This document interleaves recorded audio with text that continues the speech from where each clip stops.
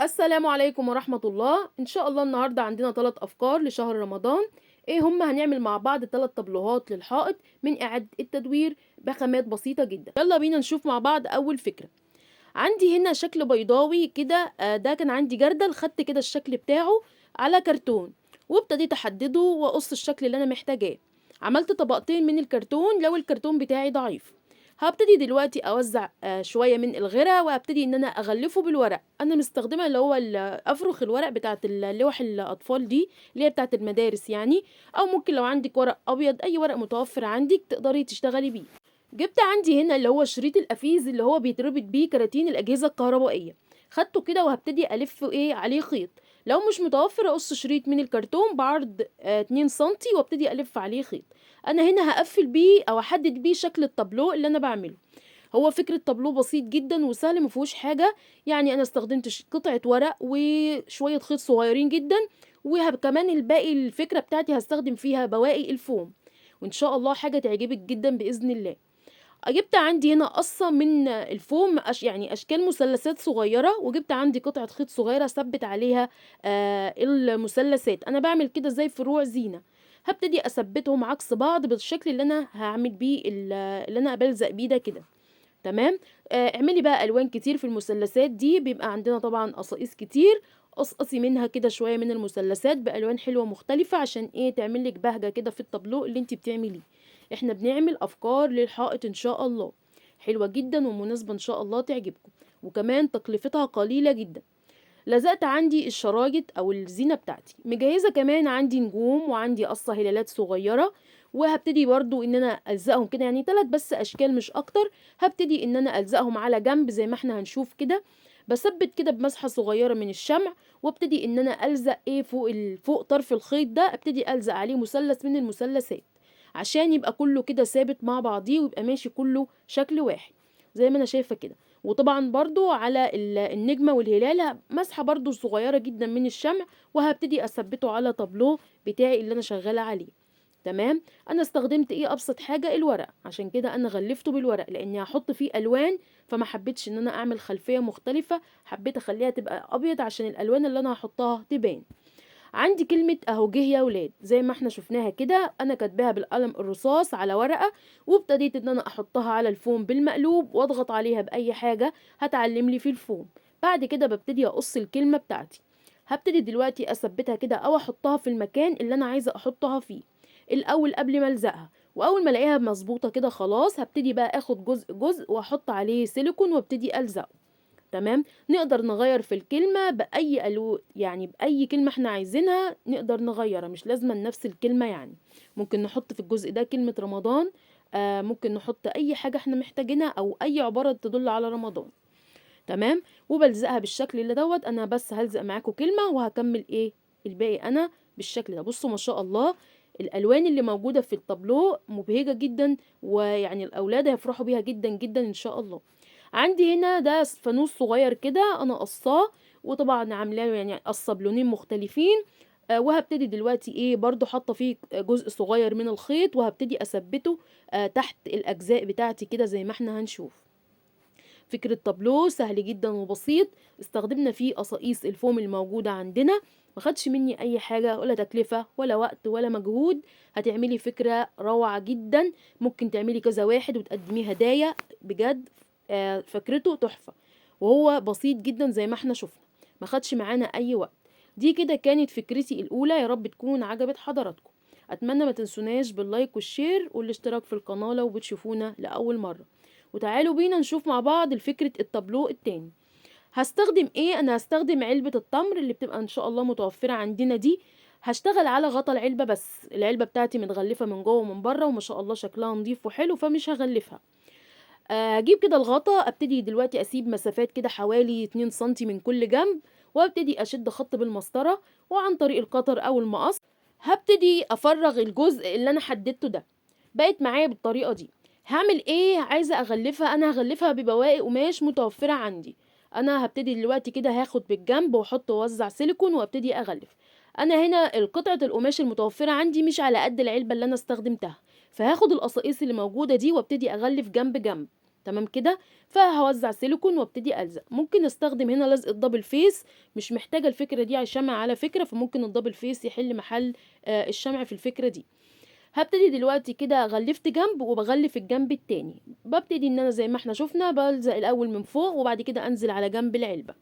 فاضل معايا كده ايه الجزئين اللي باقيين، الجزء الصغير في العلبه ده برضو بنفس القصاقيس كده هكمل بيها عادي خالص، وهتلاقوها ماشيه كلها ميه واحده، مش هتبان اساسا ان هي ايه قصاقيس من القماش.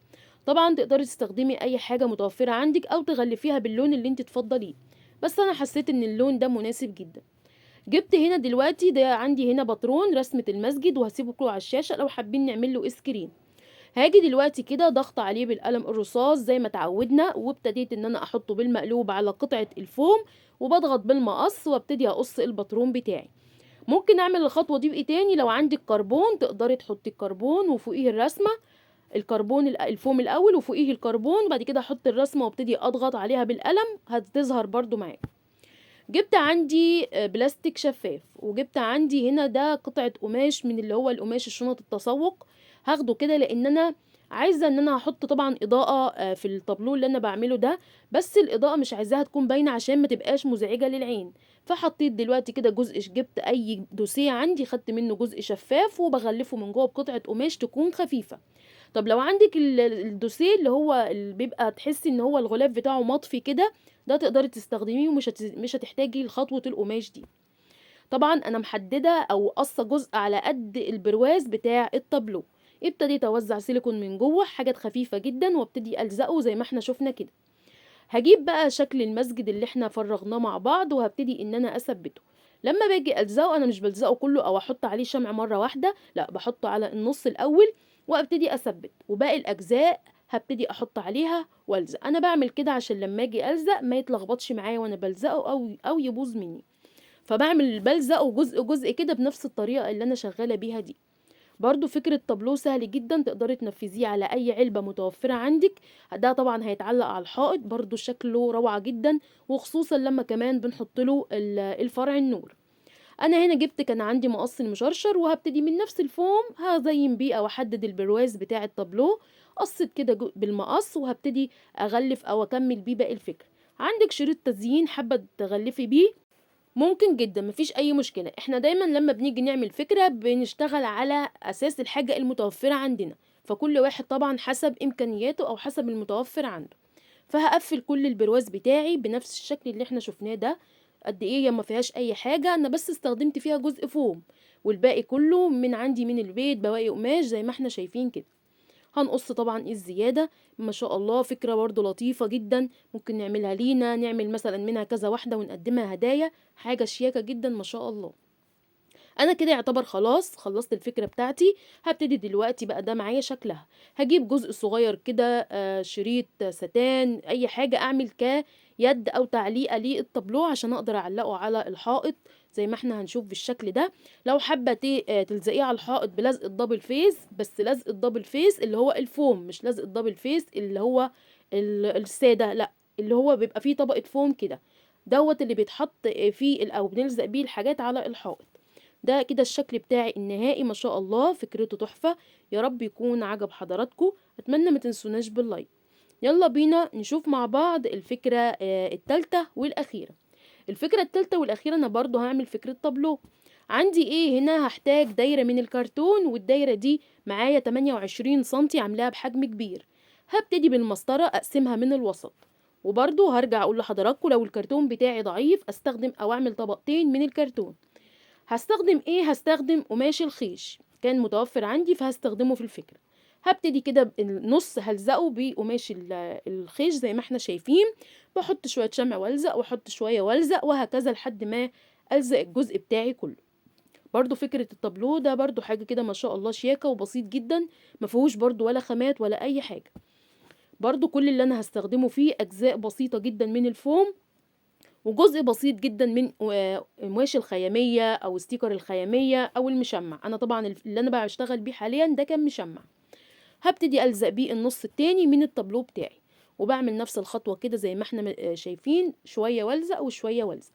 ممكن الزق الحاجات دي بالغيرة، ممكن جدا. هنحط الغيرة بتاعتنا ونوزعها كويس ونلزق الأجزاء بتاعتنا فوق وتحت زي ما احنا شوفنا، وبسيبها لحد ما تنشف، وبعد كده ابتدي اقص الزيادة. عندي هنا طبعا دي شكارة القماش الخيش، هقص منها الجزء اللي هو بيبقى متخيط بيه الشكارة. عجبني شكله بصراحة، قلت هلف بيه الدوران بتاع الطابلوه عشان يديني منظر كده مختلف شوية. فهي كلها حاجات لاستغلال الحاجة اللي موجودة عندنا، وهقفل بيه الدوران بتاعي كله. حابة تحطي شريط تزيين او مش متوفر عندك الجزء ده، مفيش اي مشكلة. حابة تعملي زي الجزء اللي عملناه في الفكرة الاولى، برضو مفيش مشكلة. انا بس بنوع معاكم في الافكار وفي الحاجات اللي انا بستخدمها، عشان كل واحد لو ما عنديش ده اقدر استخدم ده. الجزء بقى اللي بقى معايا بعد ما لفيت الطابلوه، كان معايا جزء صغير تانيته كده عشان اعمله كتعليقة، او ده المكان اللي علق منه الطابلوه، يبقى منه فيه يعني. جبت الولاعة وابتديت كده احرق الشعيرات الخفيفة اللي بتبقى طالعة في قماش الخيش. هجيب عندي هنا شريط البومبوم او جور البومبوم، هبتدي اثبته في الوسط كده ما بين الجزئين. حلو كده بالشكل اللي احنا شايفينه ده. لحد دلوقتي ما شاء الله ما فيهوش اي حاجة، 3 افكار احسن من بعض، سهلين وبساط وبخامات قليلة جدا ان شاء الله. يا رب افكار النهاردة تعجب حضراتكم. جبت عندي، كان متوفر عندي شريط اللي هو النص لولي، هبتدي كده الف برضو بيه، احدد بيه الطوق بتاعي او الطابلوه بتاعي دورانه كله. ممكن استغنى عن الخطوة دي، ممكن مفيش اي مشكلة، ممكن اضفر ضفيرة من خيط الخيش والف بيها الطابلوه، ممكن برضو. دي برضو كلها اقتراحات حسب اللي موجود عندي، او حسب ما انتي تحبي. يعني انا لو حابة مثلا اشيل قماش الخيش واحط اي قطعة قماش تاني بلون تاني مع قماش الخيامية او جزء الخيامية، ممكن. جبت عندي نسلت كده شوية خيط من شكارة الخيش اللي متوفرة عندي، وابتديت ان انا عايزة الفهم كده على ايدي زي ما احنا شفنا، عايزة اعمل فكرة فيونكة من نفس برضو الشكارة. فنسلت شوية خيط وابتديت الفهم على بعض كده، وهجيب جزء من الخيط كمان وابتدي اربط بيه الفيونكة، ولو عندي اي زيادة بقصها. وجبت شوية كمان صغيرين وهتنيهم كده عشان اعمل بيهم الطرف اللي او باقي شكل الفيونكة. تمام كده. هبتدي بقى اثبتها فوق كده عند الجزء اللي هنعلق منه، وعندي كلمة رمضان كريم، وهنعملها بنفس الطريقة والخطوات اللي احنا قلنا عليها من شوية، يا اما عن طريق الكربون بطبعها، يا اما عن طريق القلم الرصاص، او بضغط على الكلمة اللي انا كاتباها زي ما انا عايزة ايا كانت الكلمة وهبتدي اقلبها على الفوم واضغط عليها، هنلاقوها طبعت معايا في الفوم. وهبتدي دلوقتي زي ما قلنا بحطها الاول في المكان واشوفها كده مكانها مناسب ومظبوط. بعد كده ببتدي اخد جزء جزء واحط عليه سيليكون وابتدي ان انا الزقه بالشكل اللي احنا شفناه ده. عندي هنا دلوقتي ده خلصت كده برضو فكرة بتاعتي، وادي الشكل ما شاء الله من الجنب، بص عامل ازاي، نحس انها حاجة كده متطرزة. فيا رب تكون عجب حضراتكم. هحط برضو عندي هنا نجمتين هحطهم كده جنب كلمة رمضان كريم. ودي كده كانت افكاري النهاردة، يا رب تكون نالت اعجابكم. اتمنى ما تنسوناش باللايك والشير والاشتراك في القناة. لو في اي حاجة ابعتولي وان شاء الله هرد عليكم. بحبكم في الله، شكرا ليكم والسلام عليكم ورحمة الله وبركاته.